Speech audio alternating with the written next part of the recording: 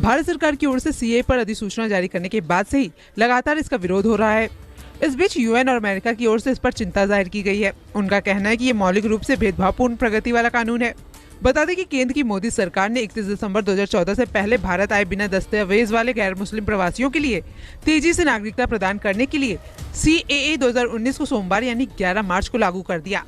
Human rights watch का कहना है कि ये कानून मुसलमान के खिलाफ भेदभाव करता है। कानून के तहत कई मुल्कों के अल्पसंख्यकों को कोई जगह नहीं दी गई है।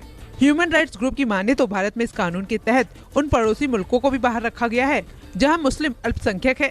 उदाहरण के लिए उसने म्यांमार का नाम लिया है जहां रोहिंग्या अल्पसंख्यक है।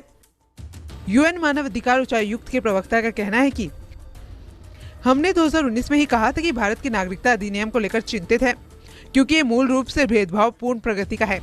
साथ ही ये कानून मानवाधिकार दायित्व का उल्लंघन करता है। उनका कहना था कि यूएन इस बात की पड़ताल कर रहा है कि क्या कानून के नियम मानवाधिकार कानून के अनुरूप हैं या नहीं। अमेरिका ने भी कानून को लेकर आपत्ति जताई है।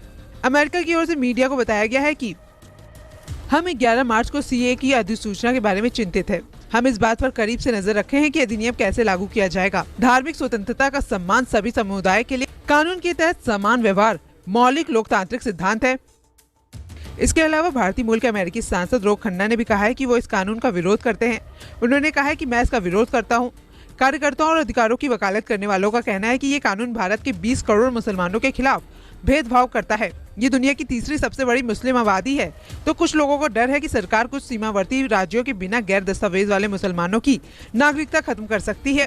हालांकि गृह मंत्रालय की ओर से मंगलवार को कहा गया है कि सीएए पर भारतीय मुसलमान को किसी तरह की कोई चिंता करने की जरूरत नहीं है क्योंकि इस कानून का भारतीय मुसलमानों से कोई लेना देना नहीं है।